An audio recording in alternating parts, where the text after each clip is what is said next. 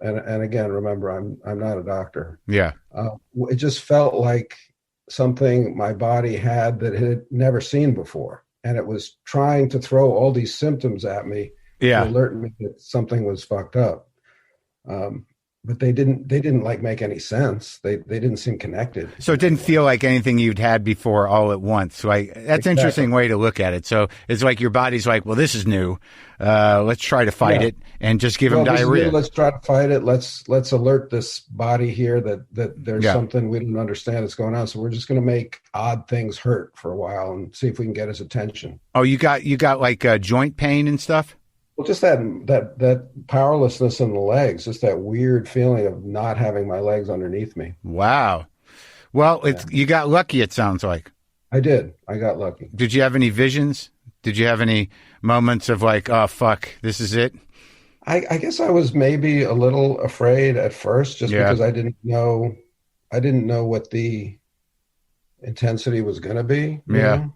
I was more focused. I had seen my kids, I'd seen my daughter, I'd seen my son, and my daughter has pre-existing lung conditions. So I was just terrified that I had infected them. Mm. And once that passed, which was like 5 or 6 days into mine, Yeah. I was really just focusing on that in the beginning. So by then it was kind of over for me. Were you able to track it, like where you got it? Not that it matters. But I wasn't. you were in New York though, right? Find the guy. Find Yeah. the guy. You Yeah. sneeze. You fuck. Um, Now you'll pay. no, it was weird because I'm really careful. I was in New York. I hadn't traveled, so I got it in New York, and Yeah. maybe a cab, maybe an Uber. Yeah. But Yeah. really no Huh.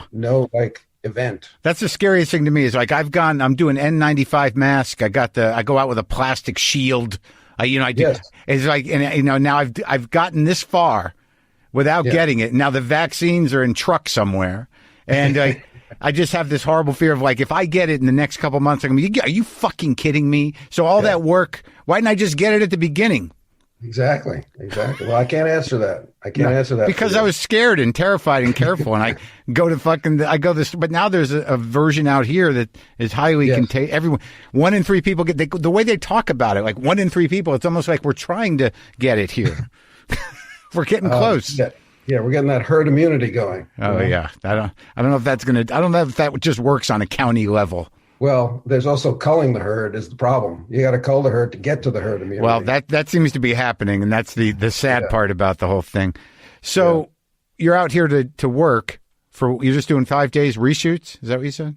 No, I did a reshoot about 6 months ago, but I'm going to work for like 4 days on an indie, and then I'm going to work on a Netflix TV show, and then I'm actually going to go to London and shoot a movie. So I'm like chasing the COVID hotspots is what I'm Good doing. for you, man. Yeah, I mean, they probably know that you've already had it. They're like, let's hire. Your agent's like, that's how they're pitching you now. Look, he might not be right for the part, but he's already had the COVID. So on an insurance level, this is the best choice you can make. Yeah, it used to be, when I was starting out as an actor, they would ask for like special skills on the back of your headshot. Yeah. And I'd always lie and put like horse riding, juggling, fencing, rock climbing. I didn't do any of that shit. But now I'll just put had COVID. I'm good to go. I'm set. Yeah. Do you have a place out here? Yeah, I do. Oh, I do. that's nice. I love LA, actually. You do, right? Yeah.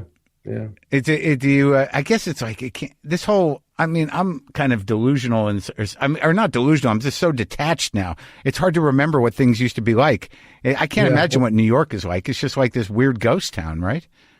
Well, it's not quite a ghost town, because I think at this point in the pandemic, people they're fed up and frustrated and bored, and they're kind of inching back into their normal ways of moving around. So it's definitely quieter. Obviously there's no restaurant activity or anything like that. But people are out. Yeah, people are out. People are definitely out. Out here in LA, it seems like people give zero fucks. I mean, you go places, it's like there's traffic again. I don't know what everyone's doing. I go hiking out here and try to dodge the maskless Armenians. Let's not single out an ethnic group. I'm sorry. The maskless people in my neighborhood, which has a high Armenian population. I think that it's just human nature. It's been almost a year, right? I It's know. just Yeah. people Are they ready can't to die. They're ready to die. Unfortunately, I think so, but people can't be vigilant this long. It's just not in our nature to stay on guard for that long. I think we're built to be on guard for short spurts. Yeah, and we enjoy entertainment and eating out. I mean, that's the problem. Well, there's that too. So I've got the book. I looked at the book. I couldn't read the whole book. You just looked at it. You held it in your hands and you looked at it. No, I read some things. Yeah, truly like lightning. Now, when you start a novel, because I don't know how many people know you as a novelist, and I don't know how many people know you as a musician, 10, and I don't know how 5, but I know people know you as the guy on the X-Files. Most. And in Californication and whatever, but this is your 4th novel. Yeah. So you're a busy guy. You don't stop doing shit. No. And when you write a book about a guy who's what was the beginning of this book? The guy's a Mormon. So were you obsessed with Mormonism and then decided I want to learn more about that and I'm going to set my guy there?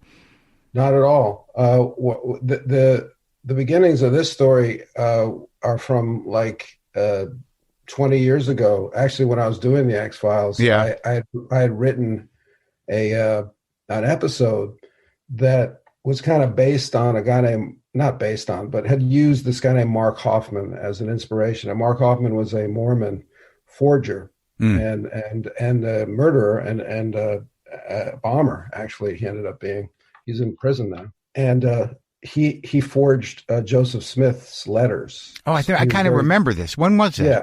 Like in the late 90s. I think. Right. Right. So I was kind of captivated by this story because Hoffman, the brilliant thing he did was there are rumored writings of Joseph Smith, as you can imagine. Not a lot survives, but there are rumors of like writings that deal with fringe beliefs and sure. So what Hoffman did was when he was forging these Joseph Smith writings, he would forge like the most controversial, most non-fundamentalist Mormon strains into these things, knowing that the church, he wasn't trying to sell it to collectors. Right. He wanted to sell it to the church who would buy it to suppress it, who would buy it to keep it quiet. Oh, clever. So he had this amazing scam going on. Very specific and very small audience for the scam. He needed, but I probably big money. Yeah, the elders were. Yeah, it was a good angle. Yeah. So I kind of translated that into an X-File where I wrote about a 60s radical who had started forging Jesus Christ's kind of lost gospels, right? In which Jesus took a wife and had sex with women, and was more of a human than he is in traditional. Isn't that the Last Temptation of Christ? A little bit like that. Well, am I guilty of forgery? Maybe, but maybe just influence. Right. Like it was. That's a book that I love and a movie that I was certainly aware of, and. So I wrote this X-File that was kind of based on this guy who believed he became Jesus. But that was the thing about Hoffman, is when he wrote as Joseph Smith, he believed that he was Joseph Smith. So he didn't think they were actually forgeries in the end. And also, if you think about the credibility of Joseph Smith, I mean, whoever decides to believe what he wrote about the golden plates and where the underpants, whatever those are, I mean, it seems like it seems like Joseph Smith, of all people, would be flattered that Hoffman took it upon himself to create some more bullshit in his name. Right. So I had all these strains in my mind from that time. I had never addressed the Mormon aspect of it, but I kind of addressed it through a Jesus Christ aspect of it. And there was also this sentiment, or I don't know if you know anything about the history of Mormonism, but in order to join statehood, Utah, which was Mormon in the late 1800s, had to not denounce, but set aside polygamy and this thing called blood atonement. Otherwise, everyday American, the Union wouldn't allow them in. So lo and behold, Brigham Young said, we don't really practice that stuff anymore. And they joined the Union. So it was polygamy and it was blood atonement. What's blood atonement? Well, that's the thing. This is how I started getting into this story, or the story started taking shape in my mind. blood atonement is this idea that there are sins that a man can commit that are beyond the atoning blood of Christ. Now, the beauty of the Christian sacrifice is that it achieves forgiveness. It's all inclusive. Well, that's what I thought, but right. not in this blood atonement says, and I'm sure it's some kind of a murder, usually with the murderer's state of mind in play, intent. So there are certain kinds of murder that you have to be killed in return for. This is in the Mormon religion or in Christianity? Yes. In the Mormon religion. This is a fringe Mormon belief. It's kind of a capital punishment. So I was like, oh, wow, blood atonement is an excellent driver of a story. Blood atonement is an excellent fictional device. Either administering it or running from it.